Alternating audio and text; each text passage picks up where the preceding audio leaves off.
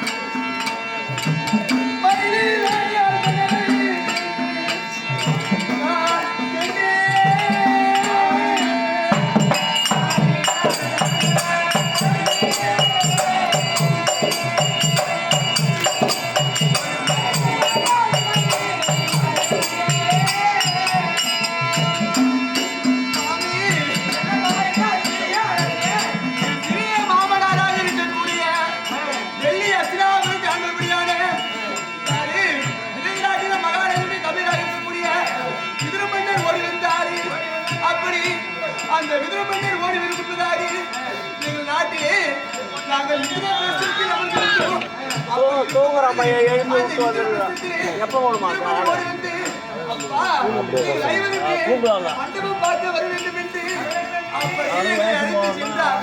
அந்த மண்டபம் பார்க்க சென்ற திருவாயிலே இந்த பெண்ணாளர்கள் ராஜபேட்டைக்கு வரக்கூடாது என்பதற்காக என்னை மாலையிட்டு மன்னவராக ராஜா கிருமி உங்கள் அரண்மனையிலே விடுத்து சென்றார்களே.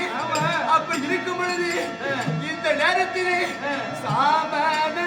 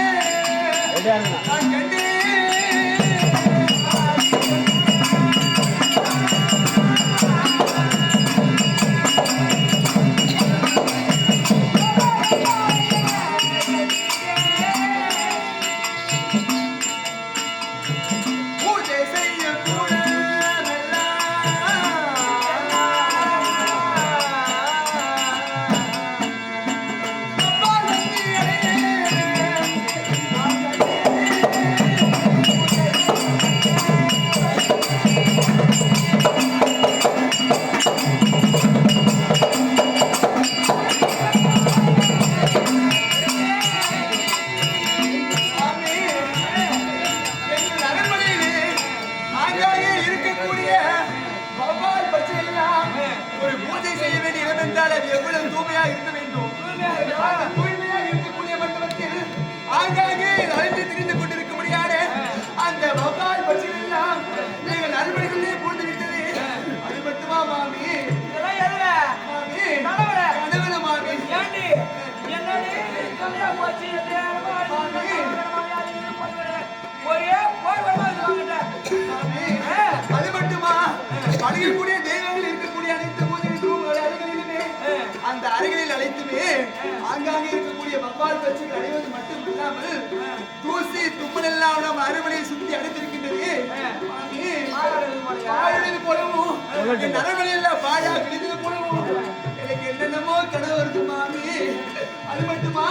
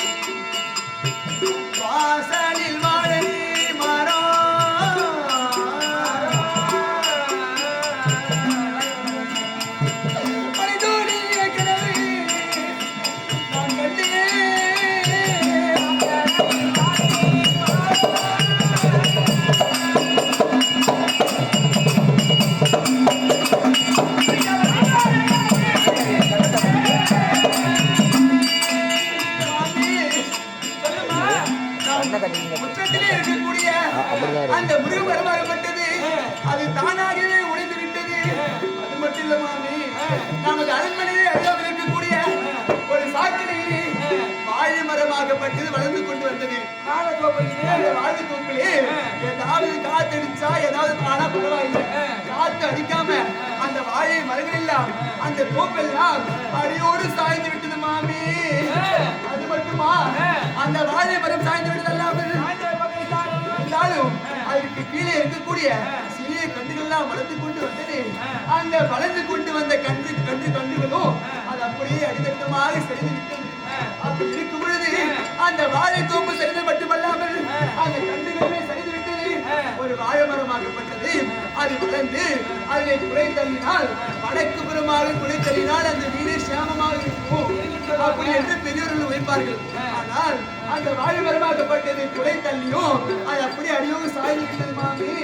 அது சாய்ந்து மட்டுமல்லாமல் கீழே வளரக்கூடிய கண்கள் எல்லாம் அனைத்து அடிமட்டமாக சரிந்து விட்டது மாமி. அதுவும் பட்டு போச்சு. அதுவும் பட்டு போய்விட்டது. இதெல்லாம் கேட்கும் பொழுது வெந்த புண்ணிய மேல் எப்படி பாயுமோ அது போன்று என் மனமாகப்பட்டது வேதனையால் வாடுகிறது மாமி.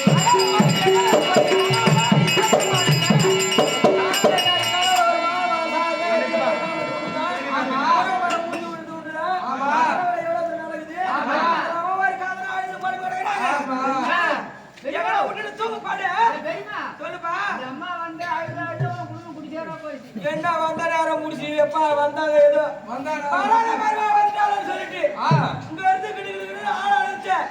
ஒரு மாசத்து முருங்கிற ஒரு மரம் முருங்கிற அப்படி ஒரு மாசத்து முருங்கிற ஆமா 10 பேர் ஆட்சிப்படி சாப்பாடு வச்சுட்டு 10 பேர் அந்த முருங்கிற அந்த சாப்பாடு போட்டு சாப்பிட்டு அந்த தண்ணி அந்த இருக்கு கொடுத்து போற அது கூட பயிர் ஃபுல்லா சாப்பிட்டு நெஞ்சாடே சாப்பிட்டாக்கா கண்ணாடியே உறங்க வரும். கண்ணாடியே உறங்க வந்தாக்கா கனவு வரும். திட்டமா நம்ம ஒரு பொம்மையிட பண்ணா 6 பேர் 4 பேர் சாப்பிடணும். இந்த மாதிரி மாணவரை துண்டுக்கு இவரை ஃபுல்லா சாப்பிட்டு பார்த்தாக்கா கனவு வந்து இது மாதிரி ஆளு பணம் கட்டுதா திட்டமா சாப்பிடுறேன் நானே கடற்கோட மாமி மாமி ஐவர் வாழும் சீமை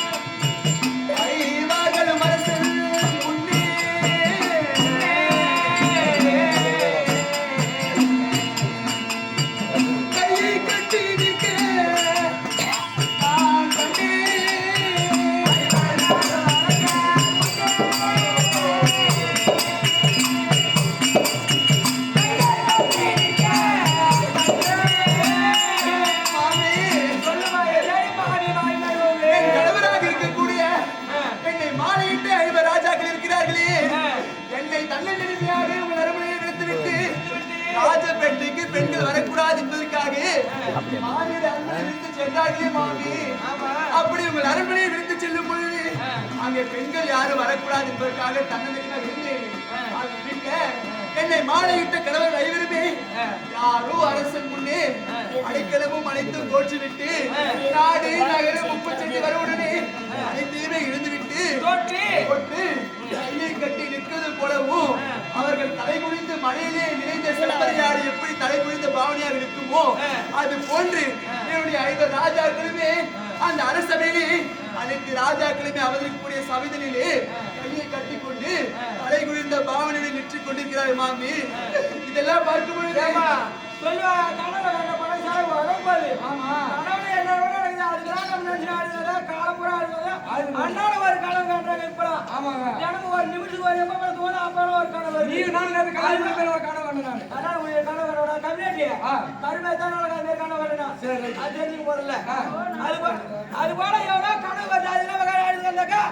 இருக்கிற பணம் தலை பார்க்க முடியாது. தூக்கமா வருது.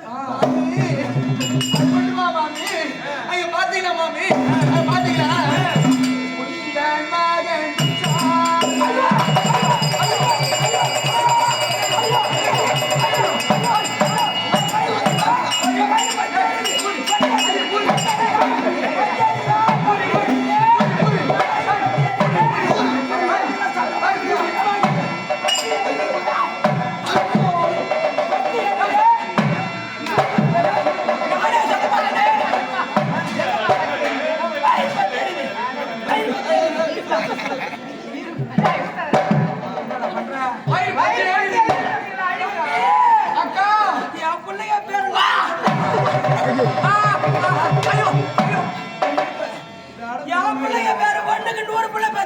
ஒண்ணுக்கு 100 ஒரு புள்ள பேரு கூட கூப்பிட்டு கூப்பிட்டு மாட்டேனே.